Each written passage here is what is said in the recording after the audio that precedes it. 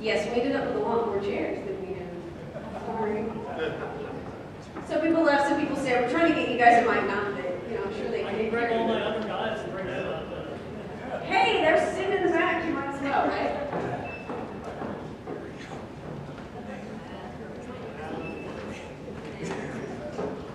Okay, I can say yes. Okay, so I'm going to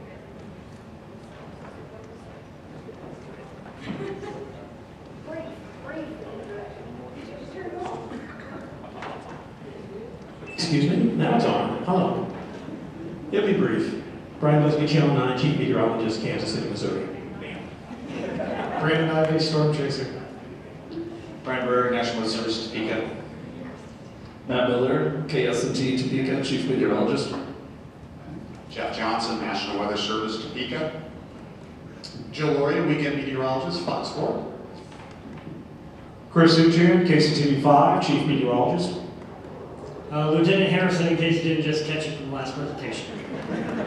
So before we get started with your questions, one of the things that I wanted to point out is part of what you're looking at here is our integrated warning team. So these guys work very closely with us together as a team to issue warnings, to get information out. So this really is our team. We meet regularly, even though our Kansas City media partners usually meet with Pleasant Hill Weather Service office. They still work very closely with us since we are in their media market. We appreciate our Topeka partners as well that tend to overlap to make sure that Lawrence and Douglas County is well covered for severe weather. So you're looking at a team. They represent everyone being on the same page, which is not always the case. So we greatly appreciate them for what they do and how they work with us. So with that, who was our first question of the afternoon? Okay, come on guys, you actually have 10 questions. They have great presentations. Thank you. Not that I expected you to know very much about it, but when Chapman, Kansas got hit, was there any changes that happened at Fort Riley as Chapman, Kansas got hit by the tornado? Yeah, we actually closely monitor all the storm reports, and so something we do mainly for winter weather is we'll keep an eye out on all the surrounding area forecasts. We think about all the civilians and families and the soldiers commuting in to work every day. But when it comes to severe weather, we let the National Weather Service, that's their jurisdiction to forecast for Chapman. We'll kind of like how they highlighted. If we have something that's going to clip our north range, we verify there's no one out there. And then if no one's out there, we don't sound the sirens, we don't panic the whole post, just because something might impact Fort Riley, but not impact them at all. Oh, come on, guys, you have questions. I never have to pull teeth like this with you guys.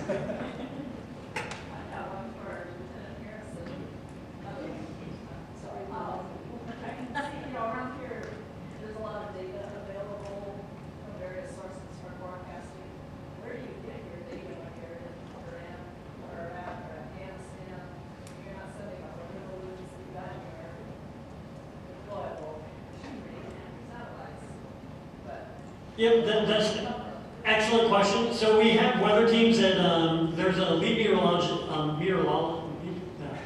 weather guy who he decides how he's going to deploy the forces, and based on how many weather guys we can get in country, sometimes that country will limit. You can only have so many U.S. forces in the country. There's no problem with Iraq right now.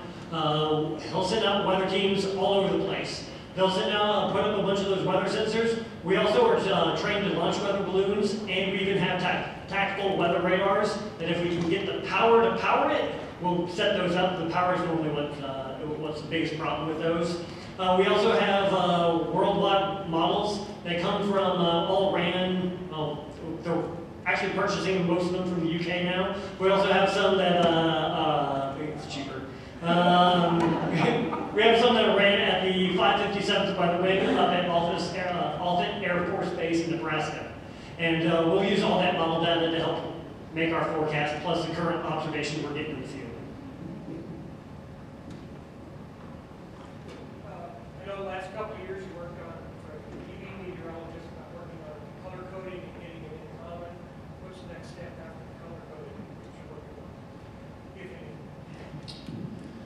Well, Joe, you helped me out here on this here. So we were talking about, we already had an email chain, we were doing the color coding, we're really an easy group to work with as far as all the TV stations. You get some markets very competitive, they don't want to, you do your thing, we're doing our thing, it's all pure ratings, but it's not to say we're not ratings driven, obviously, but we want to be on the same page, the same message, and we're streamlining our color coding, so you should see when we get into severe weather season, all the colors on the crawls, on the maps are going to be in sync to make it very easy to interpret.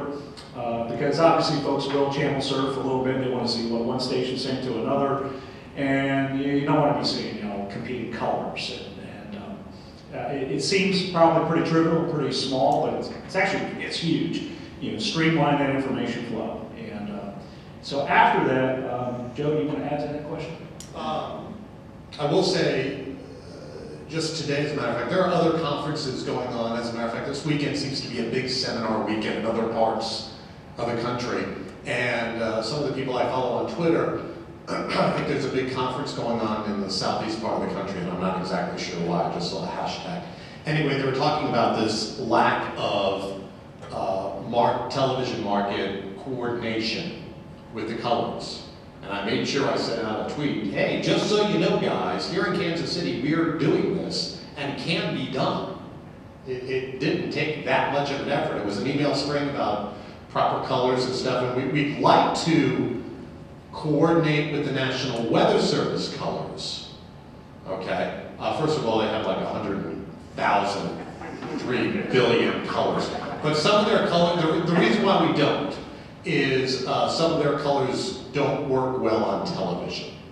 It's one thing to look at something on a computer screen when your face is right in front of it, but it's another thing with colors tearing and stuff like that on a TV screen. So our colors are not perfectly coordinated with the Weather Service, but they are coordinated within ourselves. So that's something that Kansas City does. I think I saw somebody tweeting out that Dallas does it as well. I don't know, what about Topeka? Yeah, maybe the next step actually is we've talked about whether or not now for Topeka it would do everybody justice if we actually lined up with Kansas City, because we have basically counties that go from the western side of Atchison over the signal is a lot closer to Topeka, but the eastern side of Atchison would be definitely Kansas City's. Technically it's all Kansas City's market, but over the air we have viewers that kind of split Douglas, Franklin, Anderson counties, that whole line straight down there.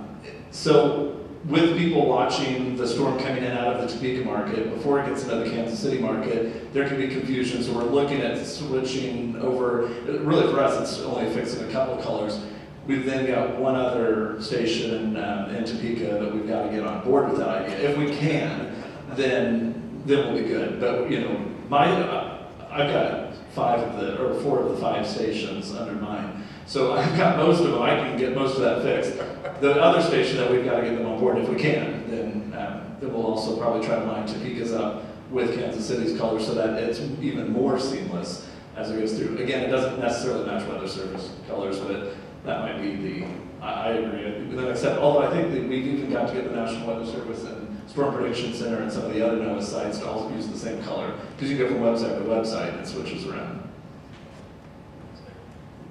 If you're asking what the next step is, probably the biggest step is, and we all say it on television, it's like on air, online. There are a bazillion weather apps that use totally different colors than what we're trying to do. So it's a bigger can of worms to try to get the web developers to use the same standardized colors. And as you say, it's looking at the National Weather Service website, it's like a Crayola crayon 64 color with a sharpener, where you have like evergreen for certain colors. And we don't like green because green doesn't seem to be urgent.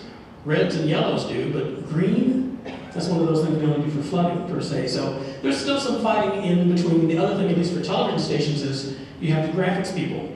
These are people who live and die by the color scheme. And they say, well, we should use chartreuse, 574, 57. It's like, no. And so I think what we're trying to do is the spirit of the colors, and that's what we're doing as opposed to the actual RGB values. But like I said, the bigger can of worms is going to be trying to get all these web app developers to be on board. Because when you're not at home, what do? You go to your smartphone. And there are always people coming in and out of different areas, people locating to Tornado Valley that never lived here before. A lot of folks still don't know what the sirens mean, 11:05 on a Wednesday. So, I mean, there's a lot of education that still needs to be done outside of television, but I think we have the loudest voice to do it. Yes, sir, Jonathan. And then we'll go up front here. My question would be for Brian and the rest of the TV meteorologists. In times of severe weather, you know that you've got a good audience on the TV. Brian, I know you know that for a fact. What about the people that are like local? Do you have an arrangement made with local radio stations in order to keep the people that are in the vehicles informed and informed on the weather? Brian, I'd like to start with you. Okay, we have an arrangement with KMBZ Radio. At one time, KMBC and KMBZ were actually owned by the same company. But because we have this radio deal that they will sometimes simulcast when we're on the air in what we call wall-to-wall coverage. And so that's, I guess, one step to get those folks who aren't in front of their television sets what's going on. You know, I would love to be able to get involved with whoever runs the scout system, those mobile signs that are up on the highway to tell you that at mile marker 38 is going to cross. And that's probably the next step outside of our jurisdiction, but it's still another idea for folks who are not plugged in front of their TV. And so I guess, yeah, we do have some partnerships, and I think there are some partnerships that some other stations do have as well. But that's the next step, I would guess.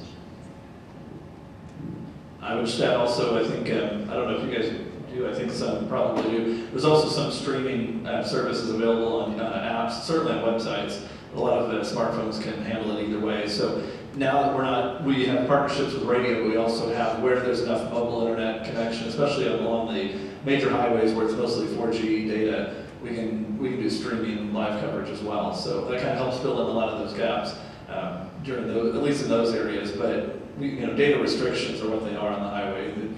You can get some, but that's one more avenue we use. Yeah, my concern with the apps is there's a lot of places that, a lot of states, and maybe these areas, that don't be looking at your phone and trying to drive. That's why I was asking Brian about the radio. So can you address that, like Brian was able to? Yeah, we also have some radio partnerships as well. The problem is, and here's where I'll speak for the Topeka market, we have, radio markets are a little bit different. So our radio markets are Topeka, Emporia, and Manhattan Junction City, Salina kind of overlaps the western part of ours. There's some smaller ones in like Clay Center and Marysville and a few spots like that. But as far as like true radio markets, a lot of those are automated stations. So if the storm hits outside of 8 to 5, Monday through Friday, there isn't an employee there. And so it's hard to always have a partnership that you can tell people with 100% certainty that I will be streaming on this one. You're at the mercy of whether or not they have a motivated employee who will come in on their time off to flip the switch over.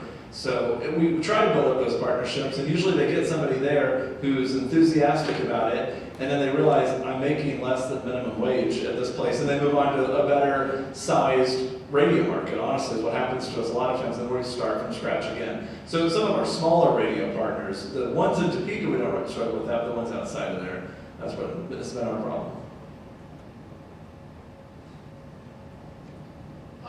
To be 1,000% honest with you, we do not have a radio partnership, and I think the biggest reason why we don't is, gosh dang it, Kansas City has had nothing.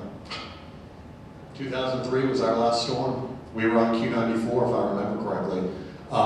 Through most of that, they just picked up our signal. But the problem, and I've talked about this with some of you so far today, is we are still overdue in Kansas City for something significant that everybody's guard is down, totally down on this one. Because it's been almost 15 years. Yeah, always battling the apathy. We have a partnership with Cumulus Media in Great Plains.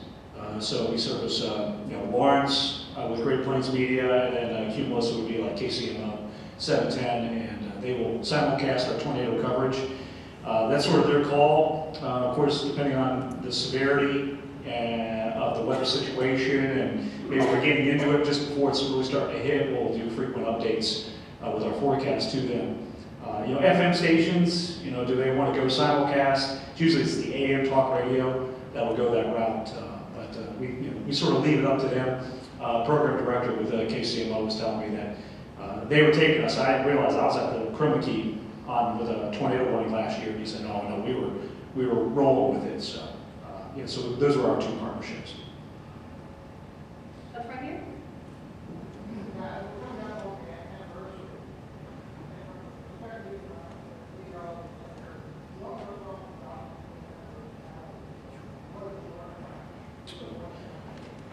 Well, you know what, I'm going to bring in our National Weather Service partners here to just.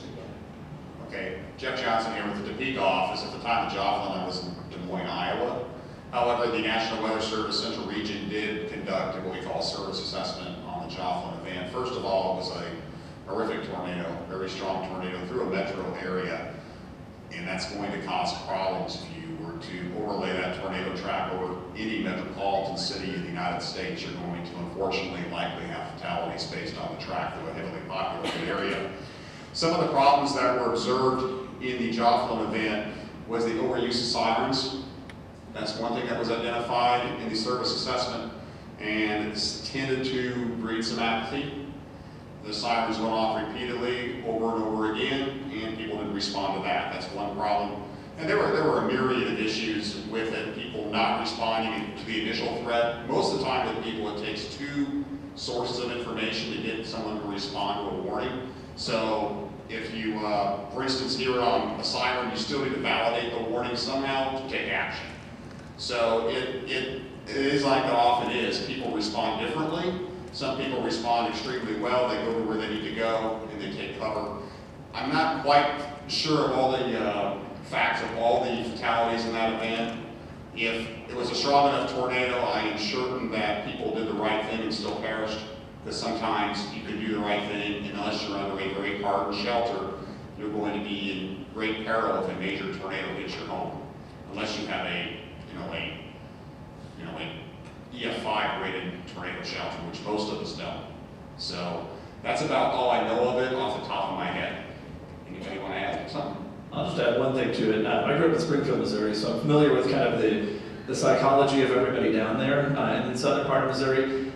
One of the real big issues in that part of the state is that there are no large number of basements. It is bedrock when you get down about, we wanted a basement and you can't even hardly get a crawl space deep enough to get underneath it. It is so shallow dirt. You might get 10 to 12 inches of dirt and you're hitting solid rock. So there's really not a lot of good shelters. When you think about a tornado that was able to pull up those concrete, rebar down, parking lot, tire stops, whatever they're called, taking those right off the pavement and sucking out manhole covers and throwing them like discus.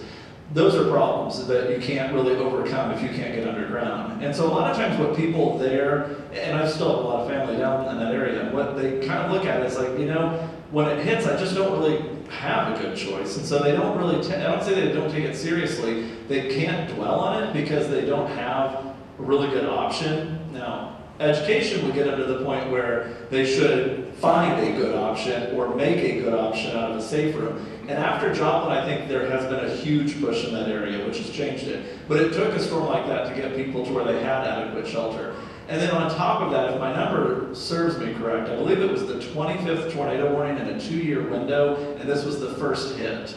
So 24 misses is inexcusable. And the National Weather Service would probably agree. Look at the hit rate and miss rate for let's say for the Topeka office, that's what I work with, and then you look at some of the other offices, and it's not equitable. There are some offices that, quite frankly, and I can say it because I don't work for the Weather Service, so I don't have to get called for this one, they overwarn and they do it at people's peril. And unfortunately, they made some bad choices over a long period of time, in my opinion.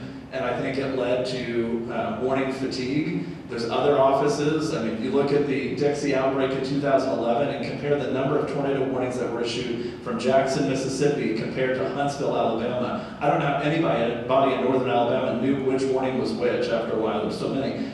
You just can't do that. And so I think that may have been part of the problem. And then when this one was finally the big one, everyone had kind of checked out. It's like, oh, this happens all the time. And that's what I kind of heard from the people who I knew lived within 10 miles there. They thought, we get these all the time. And then, oh no, this one's real. I don't know if you know him or for folks who are from down in Joplin. Doug Henny at KOAM is actually from Kansas City. Grew up watching me, shows you how old I am. But he was actually working that day. And I thought I talked to him, and this is going back to what I just heard from the National Weather Service, talking about overuse of sirens. I didn't know if some EMs would sound the siren when the warning was issued, and then sound a second siren for an all clear. But there were back-to-back warnings, and so people came out thinking, okay, it's over when they heard the second siren, but it was buttressed against the first warning because the thing had exploded, redeveloped, started to backbuild, and they had two legitimate warnings, but confusion because the second sounding of the horn usually means all clear. In this situation, it didn't. And I think that's part of the problem too. And I hear that from Doug and everybody else whose assessment is, if this would have happened during a weekday, during a school day, just not graduations on a Sunday, it would have been even more catastrophic than the 169 who perished. But again, I think relying too heavily on the sirens is one thing that we just have to try to break everybody from.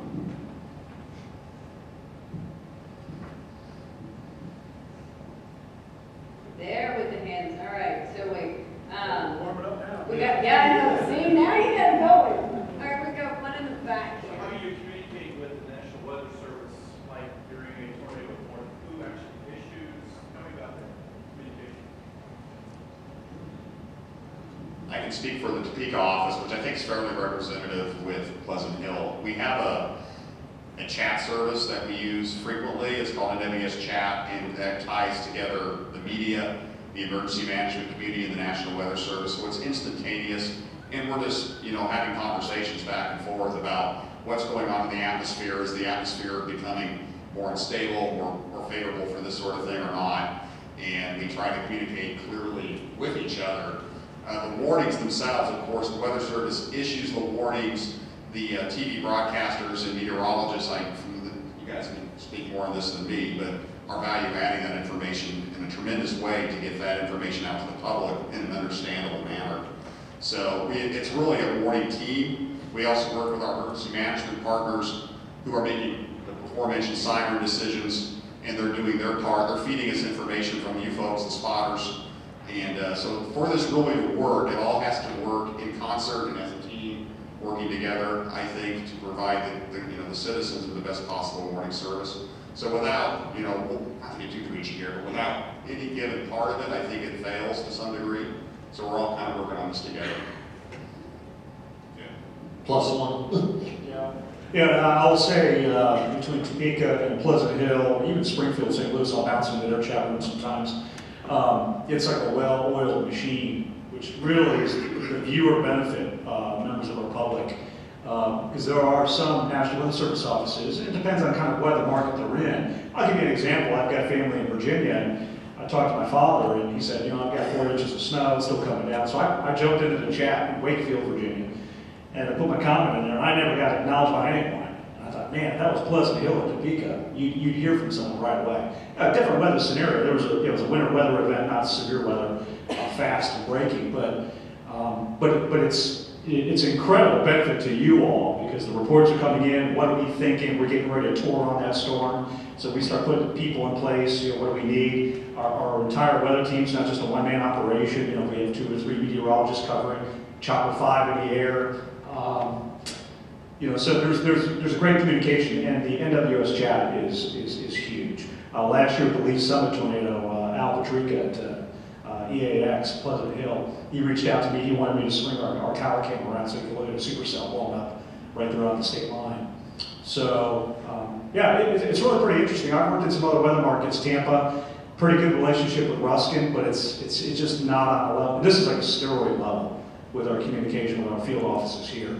I was in Charlotte, it was pretty good, but the Weather Service office was in Raleigh, and it was in Greer, South Carolina, and Charlotte was sort of in this gray area between them, like this little nebulous zone. So that sort of docked a couple of points in regards to how everything sort of worked, but they were pretty good offices. Here, my experience is it's off the charts. In NWS chat, you have to get credentialed and approved to be in there, so it's not like Sally out in Harrisonville can say, I want to sign up to be in the chat too. So they do sort of filter that. Our next question, I know we've got some yes sir in the green. Do you think the strength of the storms has increased through the years, or is it the media that's just making more of the hype for the damage?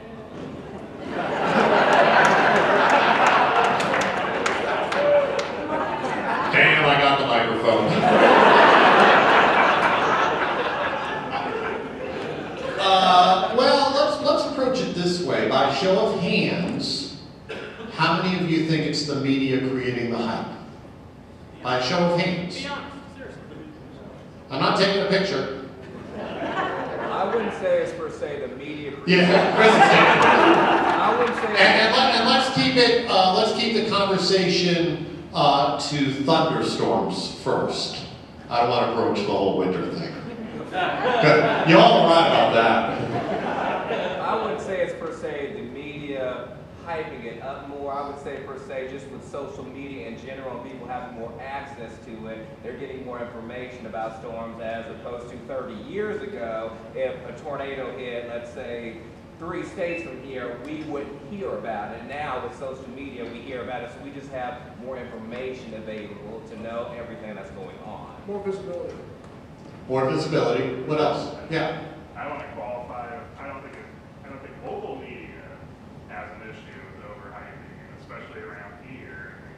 Everyone here is amazing and their coverage, but I think it's a big problem at the national level. The stuff you're going to see, at 6 or 5:30 on one of the national news. Yeah. I totally agree with you on the national news standpoint, and I swear to God, if I see another "the storm struck without warning" one more time.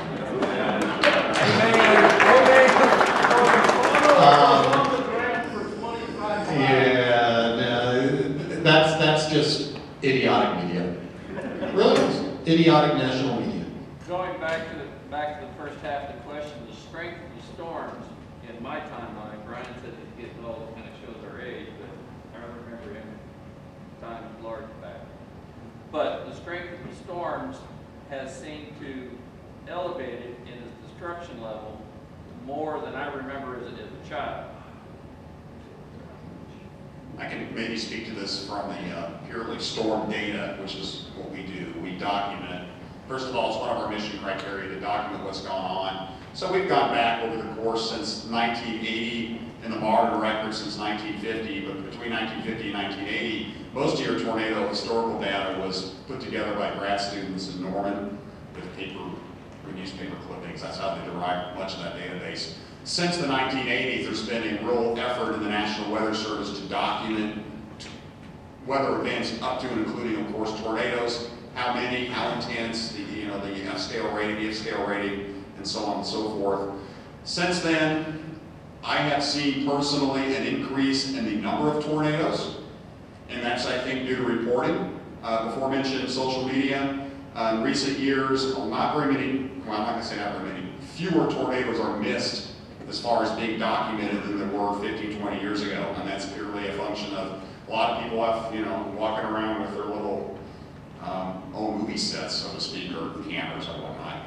So there's that going on with it. Another thing with the tornado intensity, actually your EF0, EF1s, if you look at the data, that's about 90% or more of our reported tornadoes are in the weak category, 0, EF1, up to EF2. Very small percentage are the EF3 and higher. Lastly, with this thought about stronger intensities, for a tornado to be rated at EF4 or EF5, it actually has, or anything for that matter, it actually has to hit something and damage something. We can't rate a tornado in the current environment without it actually causing damage. So an EF5 tornado across the Flint Hills, if it doesn't hit anything, is very difficult to give it a high rating because you have to have it hit something. That same tornado moving through a metro area, we would realize what the actual wind speeds are within it, because how we rate tornadoes when we look at the physical damage, and we try to estimate based on engineering practices what the wind speeds were that caused that intensity. So, the higher ratings is a function of that. We're going out and rating these tornadoes because they're hitting more things, and some of that, I think, frankly, is urban sprawl. There are more things for them to hit than there were 25, 30 years ago, or subdivisions, things like that. So it's really, I think, a lot of different things have led to the inflation of the tornado numbers. I think overall, its reporting has improved significantly due to all of our partnerships and working with each other. We know what's going on better than what we did, 30 years ago. And as far as intensity, I would say with hitting things, the tornadoes are hitting more than they used to. So anybody want to add on to that? I'll just add on urban sprawl. I think it's the exact answer to that, because you think of every building that wasn't there in 1980, for example, that is there now, a tornado wouldn't have hit anything, and now it did. So, you know, drive around the whole western and southwestern, probably a third of the Kansas City metro area is all built since 1980, especially on the Kansas side. And, you know, every city's like that. And so you look at that, I saw a picture of it, for those who are familiar with Wanamaker in Topeka, I saw a picture that it was a dirt road still in 1987. So that's where all of the population of industry is. If a tornado came up there now, it'd be catastrophic like Joplin had on Rangeland Road. It would, however, you know, 25, 30 years ago, no big deal. You know, hit a couple buildings. Again, just to concur the fact that now everybody's got one of these as opposed to traveling with their Bell and Howell in the, yeah, seriously, I mean, we can document it now. And as Joe said, we're feeding the beast, the national beast, that's on 24 hours. I'm talking Fox News, CNN, the Weather Channel. They have to put something on, and they have to use those words that we hate hearing, like catastrophic, incredible video, all that stuff that hypes it so that when you hear it, it's like, it's a rope.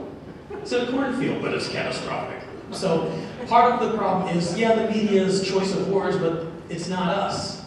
It's not the scientists. It's unfortunately the reporter. And I remember seeing on World News not too long ago somebody talking about an EF3 on the Fujita scale, and that actually aired. Yeah. Drop the mic.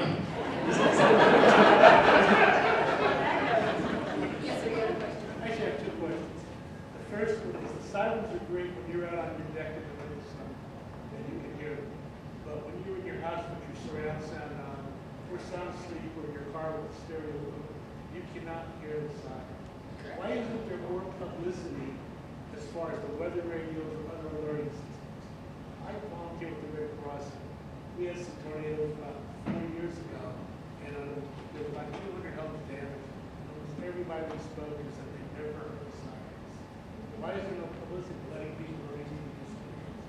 I can't say why you perceive there to be no publicity, because I don't know where exactly you're located. I know for like the Topeka market, every single year we do multiple weather radio programming events, and during every single broadcast, starting middle of March all the way through May, we tell people to go weather radio every single day for almost 2 months.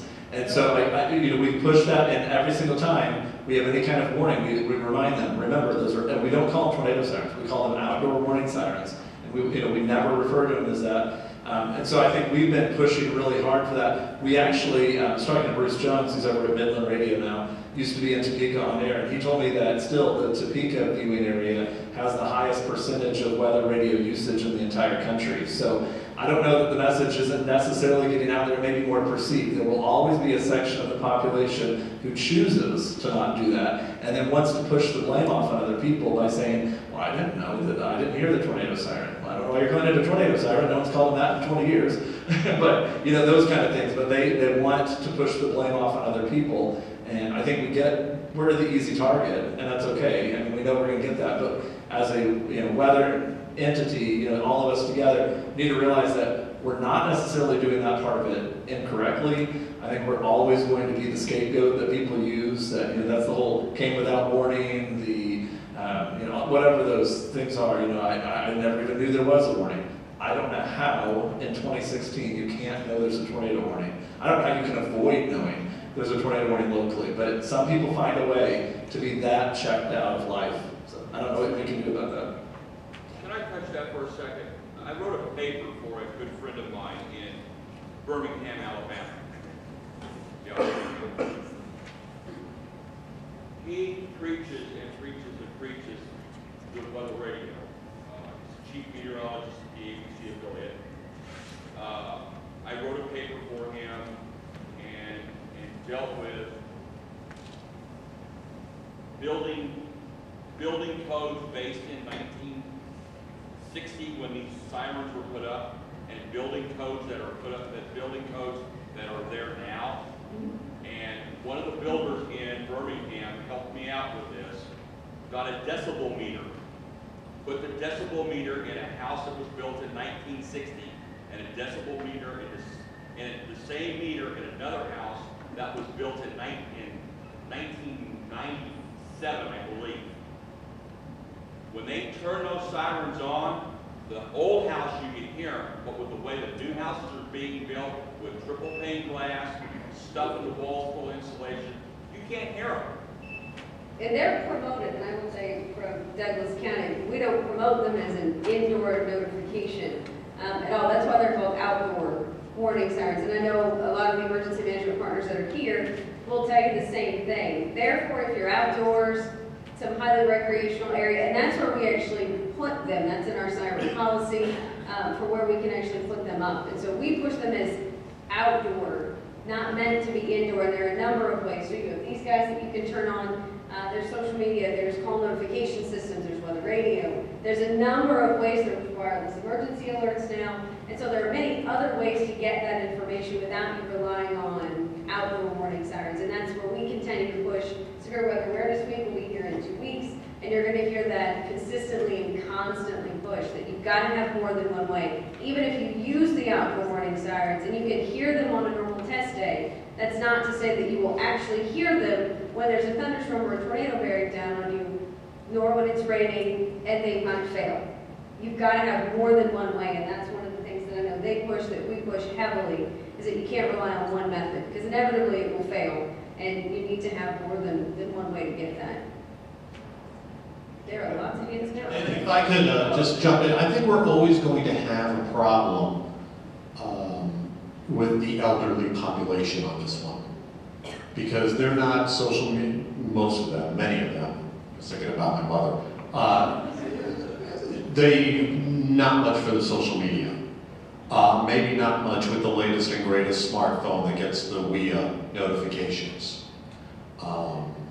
So I think we're always going to have an issue on that side of the population. I would think, with everything out there now, the younger side of the population should be more informed. Maybe it's too hopeful, but I would think that there's something there to that.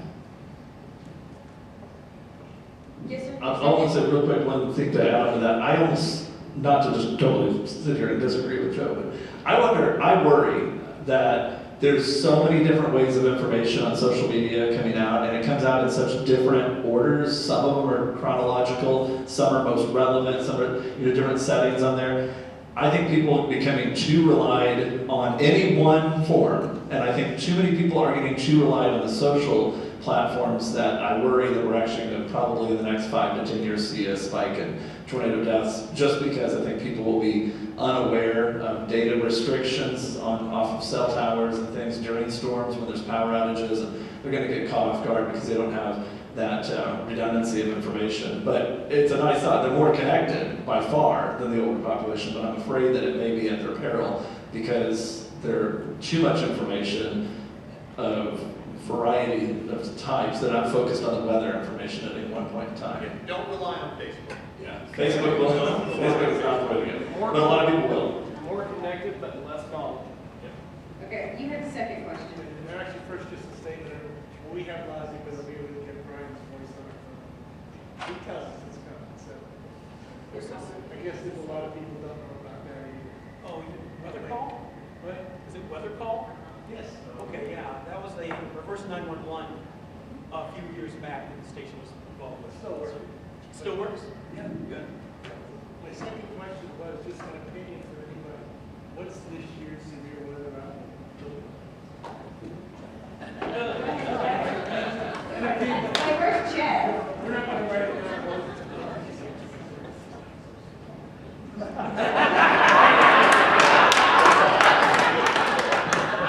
You notice how everybody ran from that question? There's a reason for that. Best guess. The best guess. Well, of course, we're coming out of El Nino, which a lot of people say, or there's been some evidence that it's a slow tornado season in the plains during El Nino spring. However, I'm going to say this. The 66 tornado in Topeka was a El Nino winter, and there you go. So, the official CPC forecast for the spring is calling for a better chance of above normal precipitation over the western plains, about equal chances in eastern Kansas and Missouri. And as far as temperatures go, I believe the gradient is calling for better chance of above normal north of here and equal chance is kind of where we're at. Now, what does all that mean? Equal chance is an equal chance, which means, and this is just temperature, folks, above or below normal. Severe weather is far more complicated. So, with that said, and I've been working in this field for 30 years, and every spring we kind of get the same question, and I kind of repeat the same answer. I know this is cliche, but I prepare for the worst, or I prepare for the worst and hope for the best. So I'm going to expect a really bad severe weather season, and when it's over, and if it's not, I'm happy. So another year done, closer to retirement, the big one that we have. So that's the goal here. But so I'm not really answering your question because I really don't know. Anybody else want to take a stab at it? Okay. All right, so wait, I had Carrie in the back who said her hand up. Yes, I've noticed over the last 5 years, around the new Walmart on the west side of Lawrence, we have not had much activity. So from a safety standpoint, do you think the placement of where we have our structures has any influence on whether or not a tornado is going to manifest in a certain location? Like a building being built, having it, probably not. Okay. The scale that a tornado is forming on is much more significant than a building. So therefore, it's probably not going to have any bearing on it whatsoever. And I think it's just one of those things that, you could have local topography, you could have some influences, but certainly not a building, I don't think. Anybody else have a different opinion? Just remember the statistical odds of ever having a location, particularly in Kansas and eastern Kansas, getting hit is 1 in 1,000 years. So the fact that it's gone 50, 60, 90 years in one location not getting hit, that's actually expected and normal. It's a 1 in 1,000 year probability to ever get hit by a tornado. So the probabilities are always going to be low from that aspect of it. So far so good, I guess is the best way to look at it. And hope it keeps that streak up. There's really no guarantee. People used to think that mountains would protect them, and we've got EF4s that have gone up and down a 10,000 foot mountain. There's no 45 foot tall building that's going to stop it. Yeah, the outdoor siren issue. And by the way, Brian Murphy did a great job. Anyway, any legislation or anything put in place to stop the small siren controversy that's been going on? You're talking about the double sounding, like the all clear. It's interesting. I've talked to our in Northeast Kansas, the emergency managers, when we meet together for our integrated warning team. There's no consistent policy county to county because they're all governed by local county commissions or city council government, whatever the style of government they have locally. So every local jurisdiction gets to decide how they're used. There are still some that, regardless of storms or not, they do the noon and 6 sirens every single day, and they use them for a clock for out in the fields and stuff, which is really confusing. When we had a tornado warning in Emporia, Kansas, and it was headed up toward Osage County, and Linden sounded their 6 p.m. siren. To everyone's like, I hope that's the 6 p.m. siren and not something more than that, and they had to double check it. I don't think we'll ever get to the point where we can get jurisdictions to change the double sounding issue either, because if it's in their policy to do that, they're going to have to follow policy. Too bad because you guys are all together on the color. Agreed. You try to get 2 politicians together on anything, and you've done something great. Because that's who's really making the call, are politicians. I'll let you get paid on. That's why my therapist is on speed dial. Eddie? I just moved back from Wichita, back to the city area, and I know down in Amarillo last fall, and this is for Brian and Jeff, there was a huge blow up with the meteorologist at the weather service there calling out a chaser. Very professional, well-known chaser. How much faith do you guys put into the chasers here that you might not know? With ground truth reports and things like that.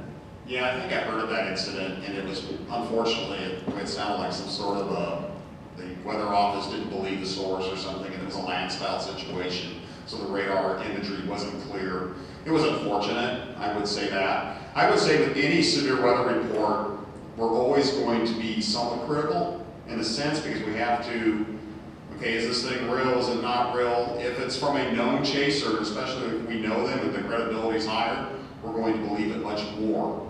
I will say that. But we're always going to look at everything with somewhat of a critical eye and also an eye for public safety, so we take every report seriously, but we try to validate everything. At least, is it reasonable? For instance, you know, we have this, I don't know if you're familiar with it, on our website, and the Weather Service website, it needs to report severe weather. Great service. What's the problem we've been seeing nationally on a few instances? Bogus reports. People have been putting in tornado here. And they're savvy enough even to locate it near a storm.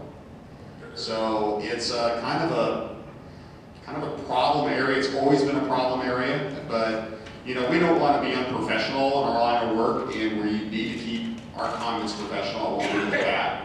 But we do have to try to validate every report. But if we know you and your credibility is higher with us because we know you, we're going to say, oh, it's Dan, and we know Dan, and Dan's a really good chaser, and we're going to believe what he's telling us. So if we don't know you, we're still going to take the report, but we're going to, you know, we're going to weigh it and make sure that it's credible, just to make sure it's not a spoof. Unfortunately, that does happen. And Brent, do you want to add to how you work with the office at all? Well, personally, just as a storm chaser, I've never had any issues working with the National Weather Service or local media out of Wichita. But then again, I have a higher level of credibility, so I can see it being an issue with a new chaser, maybe a storm spotter. If the environmental conditions weren't favorable for tornadic development and you just did get that surprise tornado, you know, usually there's 3 weighting factors that go into some of the warning process, at least out of the National Weather Service in Wichita. You know, one of that is, you know, is the environmental conditions favorable for tornadoes? Is Doppler radar verifying that? And then the third aspect of it is taking storm spotter and storm chaser reports into account too. And that's kind of the guidelines for their warning process. They like to see at least 2 of those 3 variables verified before they pull the trigger, especially on the tornado warning. That's the same policy,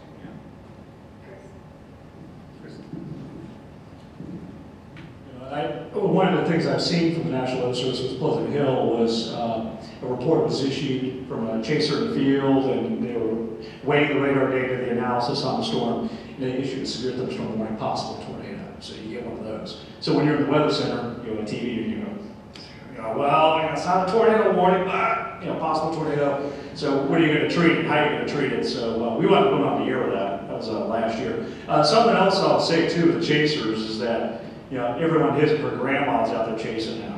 I'll go out to Nebraska or Western Kansas when I often be in Kansas City because we're in a pretty good situation, and it's like a stampede out there, and you're going to get inevitably various levels of expertise. So yeah, there's a major filter process. As a local TV meteorologist, you start to familiarize yourself with certain spotters that are out in your area, and of course we have credibility down here, but you start to weigh those reports. You do some level of weight analysis with the storm locally in the TV department. There are also some people nationwide that'll actually send in pictures of tornadoes that occurred a year ago. Yes. And sometimes in the heat of the battle, let's just say it's the middle part of June, and in the heat of the battle you see something cross over your Twitter feed, oh, this was a tornado just outside of Kansas City about an hour ago, or rather a few minutes ago. And you may not be analyzing that picture enough to say, hey, wait a second, why is everything brown? Hey, wait a second, where are the leaves on the trees? Because everything is happening so damn quick, especially during that situation. So that's another little issue that's out there somewhere. The worst, not the story down, the worst case I saw that was about 3 years ago in Des Moines. We had a linear storm, a line of storms coming through with rain rack tornado scenario, and a spotter sent a picture in looked at it and said, this isn't right. It's like what you're saying. It's like, wait, I've seen this somewhere. Sure enough, it's going right off Wikipedia from Oklahoma. So I'm not making that up. Although I did find out, this has helped me, I don't know if you, I didn't know this was even a possibility. You can now take an image and drop it into a Google search bar, and now you don't even need text anymore. It can actually match the picture, and you can find the original source to it, which is nice because that has alleviated a lot of those. Then again, the leaves are usually the telltale one. Their trees look different every time of the year, and you know, for what I'm thinking, it's not a tornado event. You probably saw things getting shared all you know, this December flooding over in Missouri was just incredible. And they had all these pictures of, you know, one of the roller coasters at Six Flags underwater, and I was like, impressive that they're able to keep the leaves growing in St. Louis all the way to Christmas. But, you know, so again, there's things like that that'll usually kind of weed it out. Additional question? Yes, sir.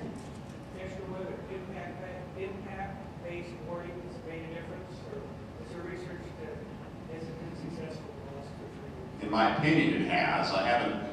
Chad, have you seen any research on impact-based warnings? Has anything come out that can categorize this? I think it has. I think it's superior based on what we were doing before. It's more information. However, I don't think there's been an internal study done at this point as to prove that. But if you're not familiar with what an impact-based warning is, it's this information that's more detailed within our tornado and severe thunderstorm warnings, particularly tornado warnings. And it categorizes things like the tornado emergency, which 5 years ago or 10, it was where we're used, and we really tried to constrict the use of what we call a catastrophic tag, which is the tornado emergency tag. We have to have large confirmed tornado moving through a built-up metropolitan area in order to give it that tag, and we're very, very, very serious with it. So that's helped because 5-10 years ago, before it was standardized, the Weather Service offices across the country would use it under very different circumstances, which led to confusion. So I think that's a positive from IBW and kind of provided some structure there. Media perspective on that? Cool. I'm not totally divided, so. All right, any final questions? Yes, sir.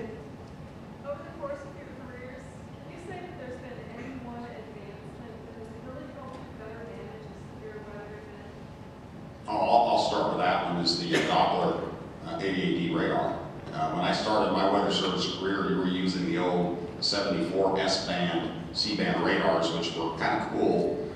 You wouldn't recognize them today. You actually was a radar that kind of went around and you could stop it, go up and down. But in the early 1990s, when they put Doppler radar in, it really opened a lot of doors.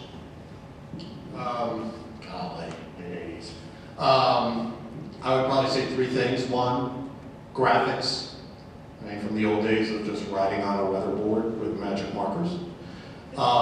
2, the crawl system.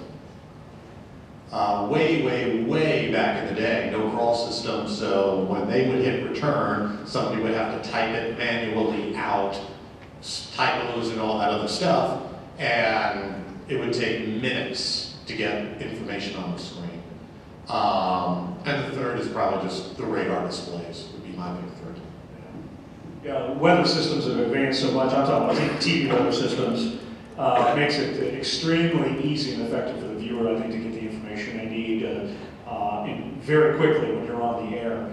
And to add to Joe, you know, we may bash social media a little bit, but when we're in a wall-to-wall moment, and I've got, you know, another colleague with me on the air, and they're escaping the social media, or we're getting on our station Facebook page pictures of the storm. We know it's actual pictures of that storm. You try to get them in the rotation on the air. And I think it makes the overall experience for us satisfying, and I think in the end for the viewer too, a much better presentation of information, faster. So I've seen it just go leaps and bounds over the years.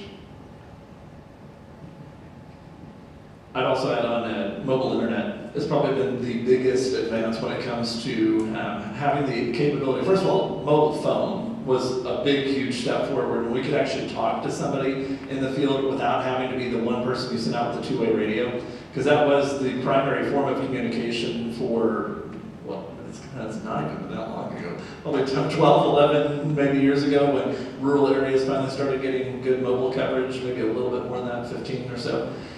So then when even still, like what was it, 1X was the first range of I don't even remember what it's called, then it went to 3G, and eventually now it's 4G.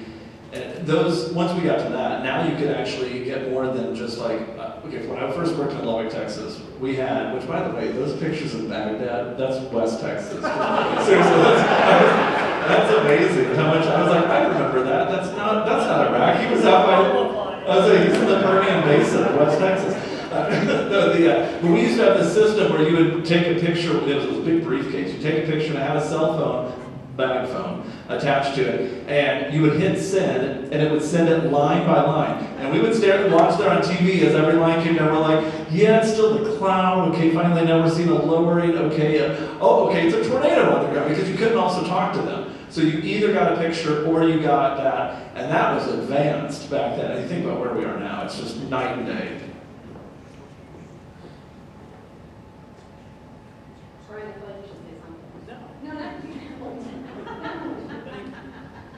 Are you sure? Go for it. Brian Burton, since you're pretty new in health, what's your favorite part? Your favorite part of your job compared to when you first taught? What's it? 18 years ago? Now that you're in driver's seat up there, what's that? I mean, being at the head of working severe weather, I mean, helping to protect people's property and people's lives. I mean, I love going to work every day. I mean, I'm not sure everyone can say they love going to work, but I do. Which technology is your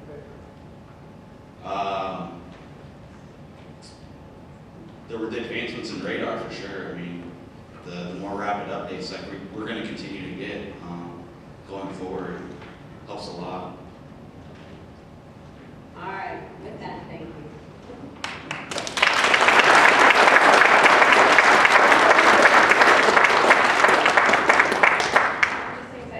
Okay, so final thoughts for you guys. One, thank you for being here and joining us for the 16th annual Douglas County Severe Weather Symposium. There will be a 17th annual Severe Weather Symposium. So because you all registered, we now have your email addresses. So you can expect to see an email from me in the near future telling you when the next one is. So you can mark your calendars, and hopefully there's a little less going on the day we pick. Final thoughts too, again, thanks to our sponsors from TFM, Wyandotte County Emergency Management, as well as the University of Kansas Public Safety. Those are all in the back. Please take a few minutes and fill out that survey. I promise I read every one of them, and the volunteers will tell you so today, because they don't get a choice. So again, thank you for being here. Have a safe ride home, and we'll